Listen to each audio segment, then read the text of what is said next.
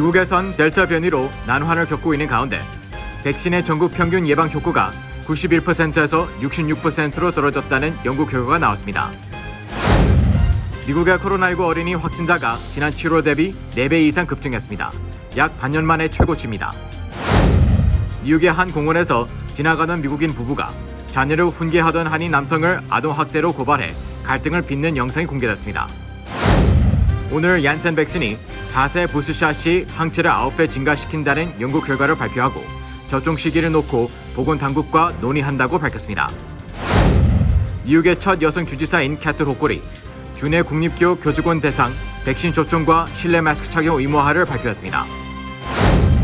LA와 한국에서 거액의 자산을 보유하고 있는 한인이 해외 금융 계좌에 있는 잔액 신고 규정을 위반한 혐의로 벌금 폭탄을 맞았습니다. 대법원이 이민자들을 멕시코에 대기시키는 명령을 중지시킨 바이든 행정부의 이민 정책이 연방법에 위배된다고 판시했습니다.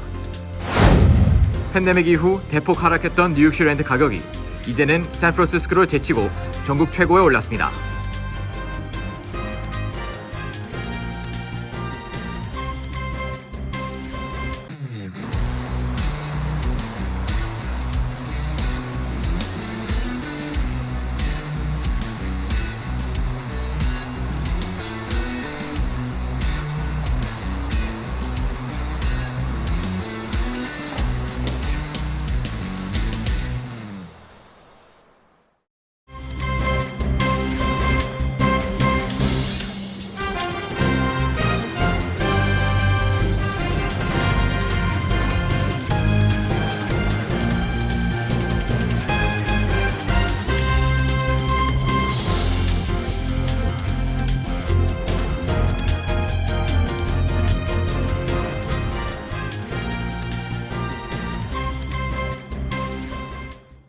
여러분 안녕하십니까? KBTV 뉴스9 이창환입니다. 델타 변이 바이러스가 우세종이 되면서 백신의 전국 평균 예방 효과가 91%에서 66%로 떨어졌다는 연구 결과가 나왔습니다. 그러나 여전히 감염 위험을 3분의 2 낮춰주는 효과가 유지된 데 따라 백신 접종의 중요성이 강조되고 있습니다.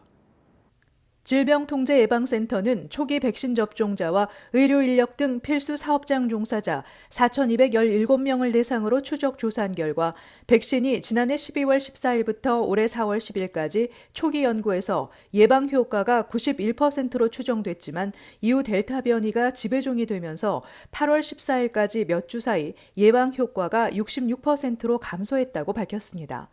CDC는 또 백신 접종을 마친 사람 사이에서 델타 변이가 경미한 감염을 일으킨다고 밝혔습니다. 이는 앞서 나왔던 3개 다른 연구와도 일치하는 것입니다. 연구자들은 이와 관련해 코로나19 백신의 예방 효과가 점진적으로 감소하지만 여전히 감염 위험을 3분의 2 낮춰주는 효과가 유지된다는 사실을 볼 때 백신 접종의 중요성은 분명하다고 강조했습니다. 또한 백신 접종자가 코로나19에 감염되더라도 전파시킬 가능성과 중증이나 사망으로 이어질 가능성이 매우 낮은 것으로 나타났습니다. CDC에 발표된 자료를 보면 미접종자는 접종자에 비해 감염될 확률이 5배, 입원할 확률이 29배에 달합니다. 한편 식품의약국이 어제 만 16세 이상을 대상으로 파이저 백신을 정식 승인한 데에 따라 정부와 기업체는 백신 접종 의무화의 발판을 마련하게 됐습니다. 또 앞으로 5세에서 11세 대상의 백신 승인이 이루어질 경우 한 달 내에 5세에서 11세 아동 약 700만 명, 2달 내에 900만 명 이상이 첫 백신 접종을 받을 수 있을 것으로 예측됩니다. 이는 전체 접종률을 한 달 만에 2%포인트, 2달 만에 3%포인트 상승시킬 전망입니다. 현재 미국 인구의 51.5%가 2차 접종까지 완료한 상태입니다. 미국의 코로나19 어린이 확진자가 지난 7월 대비 4배 이상 급증해 지난 겨울 이후 최고치를 기록했습니다. 오늘 CNN 방송은 미국 소아과 학회의 최신 보고서를 인용해 지난 8월 20일까지 전국 어린이의 코로나19 감염 건수는 18만 건 이상으로 7월 말까지의 3만 8천 건에 비해 4.7배 이상 급증했다고 보도했습니다. 이에 따라 보건당국은 9월부터 각급 공립학교에서 대면 수업이 진행되면 백신을 맞을 수 없는 12세 이하 어린이들 사이에서 감염자가 급증할 것을 우려하고 있습니다. 미 식품의약국 FDA는 최근 12세 이상 16세 미만의 어린이들을 대상으로 화이자 백신 긴급 사용을 승인했습니다. 이에 따라 미국 전체 인구의 9%인 2,800만 명의 어린이들이 추가로 접종을 받게 됩니다. 그러나 12세 미만의 어린이들에 대한 백신 사용 승인은 빠르면 올해 말경 이루어질 전망이어서 문제가 되고 있습니다. FDA 백신 자문위원인 폴 오피트 박사는 전염성이 강한 델타 변이가 확산하고 있는 데다 날씨가 추워지면 바이러스가 더 쉽게 퍼질 수 있기 때문에 어린이 환자가 늘어나는 것은 시간 문제라고 지적했습니다. 그러나 이같이 어린이 환자가 급증하고 있지만 일부 공화당 소속 주지사들은 학생들의 마스크 착용 의무화를 금지하고 있어 분쟁의 요인이 되기도 하고 있습니다. CNN에 따르면 플로리다주의 경우 15개의 대규모 학군에서 11,851명의 학생과 2,610명의 직원이 코로나19 양성 반응을 보였습니다. 그러나 론 디산티스 주지사는 학교에서의 마스크 착용 의무화를 금지하고 있습니다. 그러자 플로리다주 8개 카운티 학군은 이 명령을 무시하고 마스크 착용을 의무화하고 있습니다. 사우스캐롤라이나 주지사 헨리 맥마스터도 마스크 착용 금지령을 내렸는데 미국 시민자유연맹이 금지령 철회를 요구하는 소송을 제기했습니다. 또 1,000여 개의 학교를 관할하는 로스앤젤레스 통합교육부는 교사와 직원의 10월 15일까지 예방접종을 마치도록 했습니다. 또 모든 학생과 직원, 방문객은 마스크를 착용하도록 했습니다. 이에 따라 이 학군의 코로나19 감염률은 1% 미만을 유지하고 있습니다. KBTV 뉴스 김은지입니다. 뉴욕에서 한 한인 아버지가 자녀를 훈계하던 중 지나가던 미국인 부부가 아동학대라며 인근 경찰을 소환하는 소동이 벌어졌습니다. 이를 고발하는 영상은 SNS를 통해 빠르게 확산하고 있습니다. 김현지 기자가 전해드립니다. 보고에 따르면 지난 18일 오후 롱아일랜드의 파이어 아일랜드 등대로부터 하산하던 마이클 김 씨는 움직이는 트럭 앞에서 뛰어다니던 5살과 9살 아들들을 훈계하고 있었습니다. 혼자 아이들을 키우고 있는 김 씨는 아이들이 차에 치일 뻔해 매우 놀란 상태로 혼을 내고 있었습니다. 이때 자전거를 타고 가던 한 미국인 부부가 멈춰서 그에게 대화를 시도했고 김 씨는 이를 거절했습니다. 이에 여성이 지나가던 경찰차를 세워 김 씨가 아이들을 학대하고 있다고 말했습니다. 김 씨의 아이들은 즉시 경찰에게 사실이 아니라고 말했고 경찰은 조치를 취하지 않고 떠났습니다. 여성은 이에 포기하지 않고 주변 사람들의 주의를 끌려 했지만 소용이 없었습니다. 얼마 뒤 남성이 여기는 중국이 아니다라고 말하며 공격적인 태도로 김 씨에게 접근했습니다. 김 씨에 따르면 큰 체구를 가진 남성이 접근하자 그는 위협을 느껴 영상 촬영을 시작했습니다. 김 씨가 공개한 영상에서 김 씨는 부부에게 제발 내버려두라며 당신들이 나를 괴롭히고 있다고 13번 거듭 말했습니다. 아이들 중 한 명도 멈춰달라고 말했지만 남성은 아랑곳하지 않고 김 씨의 직업이 무엇인지 물었습니다. I am asking you to please leave me alone. You are harassing me and my family. Ethan, could you please agree? Do you agree with me? Yes. Could you please leave me alone? I'm recording this now. Please leave me alone. Okay. No worries.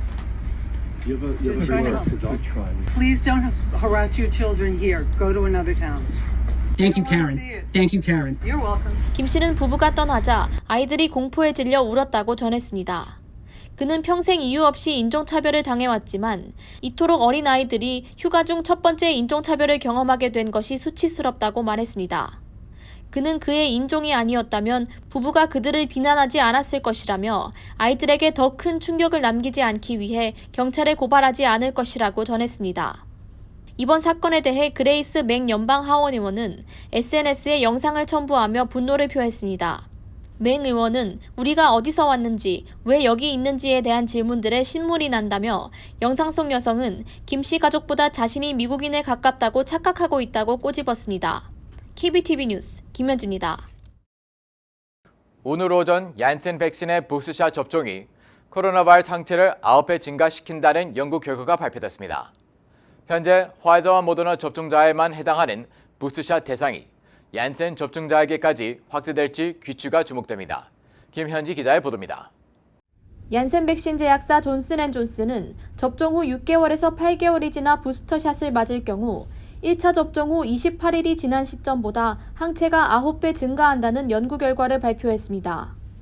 연구는 미국과 유럽에서 2,000명 이상의 얀센 백신 접종자를 대상으로 진행됐습니다. mRNA 기반의 화이자와 모더나 백신과는 달리 아데노바이러스 벡터를 활용하는 얀센 백신은 부스터샷이 벡터 자체에 대한 내성을 키워 면역 효과를 떨어뜨린다는 우려가 있었지만 이번 연구를 통해 참가자의 항체가 증가한 것이 나타났습니다. 존슨앤존슨의 개발 연구자 마타임마멘 박사는 얀센 백신 부스터샷 접종 후 코로나 바이러스 스파이크에 결합되는 항체가 급격히 증가했다고 전했습니다. 이에 따라 FDA, CDC 등 보건당국과 부스터샷 접종에 대한 논의를 진행할 것이라고 말했습니다. 지난주 보건당국은 화이자와 모더나 백신 접종자에 대해 부스터샷 접종을 다음 달 20일부터 시작할 것을 발표했습니다. 면역력이 시간이 지나며 감소한다는 해당 백신 제조사들의 연구 결과에 따라 이 같은 결정을 내렸는데 얀센 백신 접종자는 대상에 포함되지 않았습니다. 얀센 백신은 올봄 공급 지연과 혈전 부작용 논란 등으로 접종률이 급락했습니다. 현재 전체 백신 접종자의 8%에 불과하는 약 1,400만 명이 얀센 백신을 접종받았습니다. 델타 변이가 확산하며 1회 접종으로 끝나는 얀센 백신의 효력에 의혹이 제기돼 일부 얀센 접종자들은 다른 백신을 교차 접종받는 등 추가 접종을 시도해왔습니다. 지난주 비베크머시 공중보건서비스 단장은 얀센 백신의 부스터샷 접종이 필요해질 가능성이 있다고 말했습니다. KBTV 뉴스 김현지입니다. 어제 앤드루 쿼모의 사임으로 새 주지사직에 취임한 캐티 호쿠 주지사가 주내 국립기업 교직원 백신 접종과 교내 마스크 착용 의무화를 포함한 새 정부의 지침을 발표했습니다. 보도에 김현지 기자입니다. 어제 뉴욕의 첫 여성 주지사로서 취임 선서를 마친 캐시 호컬 주지사는 첫 번째 발표에서 코로나19 관련 문제 등에 대한 지침을 내렸습니다. 그녀는 주내 모든 교직원에 대해 백신 접종을 증명하거나 매주 검사를 받도록 할 것이라고 말했습니다. 또한 주 보건당국에 교내 전원 마스크 착용 지침을 내릴 것을 지시하겠다고 밝혔습니다. 그녀는 자신에게 교내 백신 접종을 전면 의무화할 권한은 없지만 지역 교구와 협력해 추진에 힘쓰겠다고 말했습니다. 그녀는 특히 유색인종과 빈곤계층 아이들이 많은 대면 수업 기회를 놓치고 있다며 학생들의 정상적인 학교 복귀가 시급하다고 말했습니다. 호컬 주지사는 또한 지급이 지연되고 있는 270억 달러의 렌트 지원금을 서둘러 전달하겠다고 밝혔습니다. 그녀는 인력을 늘려 지급 절차를 가속화하겠다며 자격이 되는 지원자들은 앞으로 1년 동안은 퇴거로부터 보호받을 것이라고 말했습니다. 또한 그녀는 사임한 쿠오모 주지사 정부에서 드러난 직장 내 윤리 문제에 대해 성희롱 예방 교육을 실시하는 등 직원 윤리 교육을 전면 개혁하겠다고 밝혔습니다. 한편 호컬 부지사는 쿠오모 주지사 정부에서 약 12,000명의 코로나19 사망자를 축소 보고했다고 밝혔습니다. 어제 발표에 따르면 뉴욕주의 사망자는 55,395명이었는데 33,415명이라고 보고했던 쿠오모 정부에서는 병원, 요양원 등만 집계해 집에서 사망한 사람 등이 포함되지 않았습니다. 이 밖에도 쿠오모 주지사는 요양원의 사망자를 50% 가까이 축소 보고한 혐의를 입고 있습니다. 호컬 부지사는 CDC의 통계와 일치하는 투명하고 완전한 정보를 제공하겠다고 밝혔습니다. KBTV 뉴스 김현지입니다. LA와 한국에서 다수 사업체를 운영하는 한인이 해외 금융 계좌에 있는 예금액 신고 규정을 위반한 사실이 드러나 연방세무당국으로부터 거액의 탈세 추징금 납부 소송을 당했습니다. 김은지 기자의 보도입니다. 오늘 LA 지역 로컬 언론 보도에 따르면 연방정부는 LA에서 제빵 관련 회사를 운영하는 한인 여성 김모 씨를 상대로 해외 금융 계좌 보고, 즉 FBAR 규정 위반 관련 총 405만 달러의 벌금을 추징하기 위한 소송을 연방법원 캘리포니아 센트럴 지법에 제기했습니다. 연방국세청 IRS가 한국을 포함한 해외 금융기관에 1만 달러 이상의 자산을 보유한 미국인과 거주자들은 해외 금융계좌 자산 내역을 매년 신고하도록 하고 있습니다. 이번 소송은 해외 금융계좌 보고, 즉 FBAR의 규정을 위반하고 한국 은행 계좌에 입금된 거액을 보고하지 않은 혐의로 벌금 폭탄을 부과한 것이어서 주목되고 있습니다. 연방정부는 소장을 통해 김 씨는 2009년부터 2012년까지 4년간 한국 내 은행 계좌 잔액을 제대로 보고하지 않았다며 이에 대한 FBAR 규정상의 벌금은 매년 101만 4,109달러씩 총 405만 6,439달러에 이른다고 밝혔습니다. 연방정부는 지난 2019년 8월 이 같은 내용의 벌금 부과 통지서를 김 씨에게 전달했지만 김 씨가 이에 응하지 않는 바람에 이자와 연체료가 추가돼 벌금은 총 433만 276달러로 늘어났습니다. 김 씨는 시민권자로 LA에 있는 제빵업체의 지분 90%를 소유하고 있으며 한국 3개 회사의 지분 100%를 소유하고 있는 것으로 알려지고 있습니다. FBAR 규정은 해외 금융계좌의 잔액 총계가 연중 단 하루라도 1만 달러가 넘으면 해당 계좌 정보를 그 다음 해 4월 15일까지 연방재무부에 보고하도록 하고 있습니다. 이를 위반할 경우 최대 10만 달러 또는 위반 당시 해외 계좌 총액의 절반을 벌금으로 내야 합니다. 경우에 따라 형사처벌도 받을 수 있습니다. 미국 시민권자와 영주권자로서 연간 183일 이상 미국에 거주한 세법상의 거주인은 모두 신고 대상이 됩니다. 개인뿐 아니라 주식, 합자, 신탁회사 등 기업도 보고 대상입니다. 연방정부에 따르면 김 씨의 모든 해외 계좌에 들어있는 월 평균 잔액은 지난 2009년 500만 달러 이상, 2010년 800만 달러 이상, 2011년 700만 달러 이상, 2012년 400만 달러 이상 등 해외 계좌에 상당한 금액을 보유하고 있었습니다. KBTV 뉴스 김은지입니다. 대법원이 바이든 행정부의 이민 정책을 중단하는 판결을 내렸습니다. 이민자들을 멕시코에 대기시키는 Remain in Mexico를 재실시하라는 법원 명령을 중지시켜 달라고 상고한 사건에 대해 기각 명령을 내렸습니다. 대법원은 바이든 정부가 트럼프 전 행정부의 멕시코 수용 정책을 백지화한 것은 연방법에 위배된다고 판시했습니다. 하급법원 판결에서는 바이든 행정부의 문제의 멕시코 수용 정책을 믿을 만한 노력을 기울여서 재수행하라는 결론을 내린 바 있습니다. 이번 판결은 지난해 역시 트럼프 정부가 폐지했던 청소년 추방 유예의 복원이 연방법 위반이라는 판결을 내렸을 때처럼 자세한 이유를 설명하지도 않았습니다. 이번에 기각에 반대한 3명의 대법관들도 이 사건에 대한 자신들의 견해를 명확히 밝히는 발표문을 내지 않았습니다. 멕시코 이민 수용은 트럼프 전 대통령이 불법 이민자들이 이민 법정에 서기까지 미국 영토 내에서 대기하는 것을 막고 멕시코의 수용시설에서 대기하게 함으로써 불법 이민 대여를 막으려고 했던 정책입니다. 이번 판결로 공화당 강경파 주지사들이 있는 텍사스주와 미조리주에서도 트럼프의 반이민 정책을 되살릴 수 있게 됐습니다. 이에 대해 바이든 행정부는 브리핑을 통해 이민 정책에 대한 결정은 명백하게 대통령에게 있다고 반박하면서 알레한드로 마요르카스 국토안보부 장관이 현재 미국에 들어와 있는 이민들을 다시 멕시코로 돌려보낼 것인지를 결정하게 될 것이라고 주장했습니다. 바이든 정부는 코로나19 발생 몇 달 전부터 트럼프의 정책은 사실상 휴면에 들어갔는데 법원이 이를 갑자기 회귀시켰다며 반발하고 있습니다. 바이든 대통령은 취임 즉시 트럼프의 이민 멕시코 수용 정책을 폐기하고 국토안보부도 지난 6월 이의 종료를 선언했었습니다. 팬데믹 이후 대폭 하락했던 뉴욕시 렌트 가격이 눈에 띄는 회복세를 보이며 샌프란시스코를 제치고 전국 최고에 올랐습니다. 보도에 김현지 기자입니다. 온라인 렌트 플랫폼 점퍼의 보고에 따르면 현재 뉴욕시의 원베드 평균 렌트비는 2,810달러로 2,800달러인 샌프란시스코를 간발의 차이로 제치고 전국 1위에 올랐습니다. 이는 점퍼사가 집계를 시작한 지난 2014년 이래로 처음 일어난 일인데 뉴욕시의 코로나19 타격 회복세가 기술산업 중심지인 샌프란시스코를 앞서고 있다는 분석입니다. 점퍼회사 측은 레스토랑 실내 식사 등 뉴욕시를 대표하는 도시 활동이 재개되면서 떠났던 뉴욕 시민들이 대거 복귀하고 있다며 이러한 현상은 아직 샌프란시스코에서 일어나지 않았다고 말했습니다.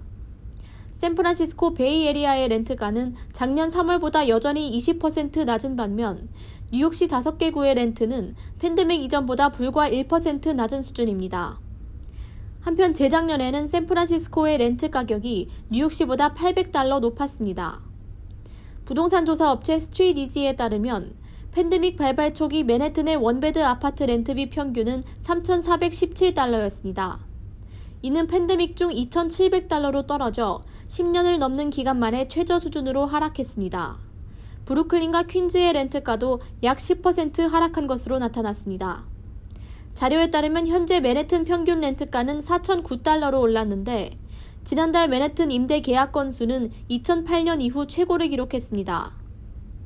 한편 뉴욕시, 샌프란시스코와 더불어 보스턴, 산호세, 워싱턴 DC가 렌트비 상위 5개 도시에 올랐습니다. 전국적으로 원베드 렌트비 평균은 작년 동기보다 9% 오른 것으로 나타났습니다. KBTV 뉴스 김현지입니다.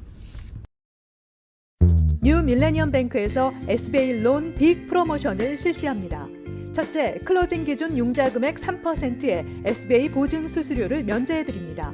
둘째, 향후 3개월 동안 원금과 이자를 대신 내드립니다. 셋째, 최소 10% 다운으로 건물 구입과 융자 신청이 가능합니다. 위 내용은 SBA 승인을 대상으로 하며 모든 대출자가 자격이 되는 것은 아닙니다. 본 혜택은 2021년 9월 30일까지이며 SBA에 의해 조기 종료될 수 있습니다. 기타 약관과 조건이 적용되며 프로그램과 약관과 조건은 예고 없이 변경될 수 있습니다. FDIC 멤버 앤 이퀄 하우징 렌더. 필 머피 주지사는 올 가을 학기를 100% 대면 수업으로 운영한다는 기존 방침을 재확인했습니다. 다만 코로나19 감염 우려로 인해 학생의 자가격리가 필요할 상황에는 온라인 수업이 제공될 수 있다고 언급했습니다. 각 학부는 교내 감염 확산을 대비한 비상계획을 세워야 하는데 이 경우 격리가 필요한 학생들에게 온라인 수업이 제공될 수 있다는 것입니다. 그러나 코로나19 발병 위험이 없고 격리가 필요하지 않은 경우는 모든 학생과 교직원이 반드시 학교에서 대면 수업을 진행해야 한다고 강조했습니다. 머피 주지사는 올 가을 학기 모든 학생과 교직원 대상 학교 실내에서 마스크 착용을 의무화했고 특히 교사, 교직원에 대해서는 10월 18일까지 코로나19 백신 접종 완료를 지시했습니다. 하지만 일부 학부모들은 여전히 온라인 수업 선택권이 필요하다는 입장입니다. 온라인 수업을 요구하는 청원에 18,000명 이상이 서명을 했습니다. 주 재무국 발표에 따르면 뉴저지 휘발유세는 현재 갤런당 50달러 7센트에서 42달러 4센트로 낮아집니다. 지난 2016년 이후 인상을 거듭했던 휘발유세가 5년 만에 내려가는 것입니다. 현재 뉴저지 휘발유세는 전국에서 4번째로 높은 수준이지만 이번 인하 결정에 따라 9번째 수준으로 부담이 낮아집니다. 뉴저지주 휘발유세는 지난 2016년만 해도 갤런당 14달러 5센트 수준이었지만 이후 인상을 거듭해 지난 5년 동안 3배 이상 올랐습니다. 주 재무국은 2020-2021 회계년도에 휘발유 소비는 예상치와 거의 같았고 2021-2022 회계년도에 휘발유 소비가 더 늘어날 것으로 보여 세금 인하를 결정했다고 밝혔습니다. 뉴저지주에서는 주 법에 따라 매년 8월 중순쯤 휘발유세 인상 여부를 결정하고 이를 10월부터 적용합니다. 뉴욕시 공무원 노조의 해리 네스폴리 위원장은 뉴욕시가 모든 교직원에 대한 백신 접종 의무화 조치를 내리기 전 노조와 협상했어야 했다며 이번 조치를 막기 위한 법적 소송을 제기할 계획이라고 밝혔습니다. 빌 드블라지오 뉴욕시장은 앞서 교사와 교장, 행정직원 등 14만 8천여 명의 모든 교직원들은 오는 9월 27일까지 반드시 코로나19 백신을 맞아야 한다고 밝힌 바 있습니다. 당초 뉴욕시는 코로나19 백신을 접종받거나 매주 코로나19 검사를 받을 수 있도록 했지만 이번 조치를 통해 예외 없이 모든 교직원이 최소 한 차례 백신을 접종받아야 합니다. 드블라지오 시장은 아직 노조와 백신 접종 의무화 조치에 대해 협의한 것은 아니라며 협상을 시작할 것이라고 밝힌 바 있습니다. 다만 노조와 협상에 실패하더라도 예정대로 백신 접종 의무화 조치를 시행할 것이라고 말했습니다. 연방수사당국에 따르면 사기범들이 연방 메디케어 서비스국이나 사회보장국 직원을 사칭해 메디케어 수혜자들에게 무작위로 전화를 건 후 메디케어 번호를 물어 의료비 허위 청구 등 사기를 저지르고 있습니다. 메디케어 관계자들은 절대 전화로 메디케어 번호를 묻지 않기 때문에 만약 번호를 물어볼 경우 즉시 전화를 끊은 후 해당 기관에 전화를 걸어 확인할 것을 권고했습니다.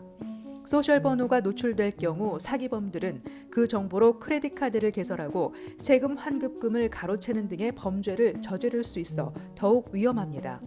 한인들이 주로 당하는 사기 유형으로는 주차장이나 백화점, 기타 공공장소에서 무료 서비스나 음식, 차편 등을 제공한다며 메디케어 번호를 요구하는 경우, 공짜 의료기구나 서비스를 제공한다며 메디케어 카드 정보를 요구하는 경우, 또는 가까운 이웃이나 친지에게 메디케어 카드나 번호를 빌려줬다 낭패를 보는 경우가 가장 많은 것으로 나타났습니다. 잠시 후 커뮤니티 브리핑을 전해드립니다.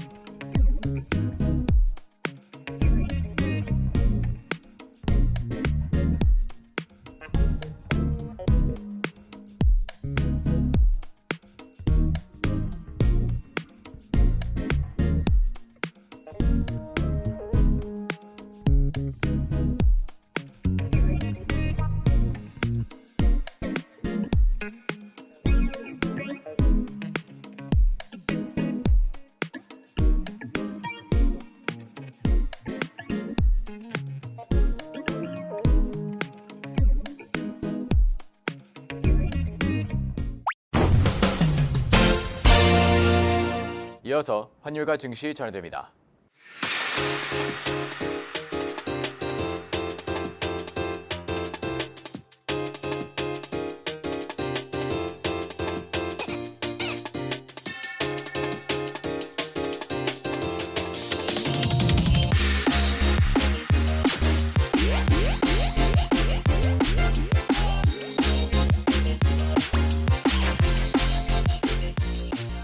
잠시 후 뉴욕과 뉴저지 날씨 전해드립니다.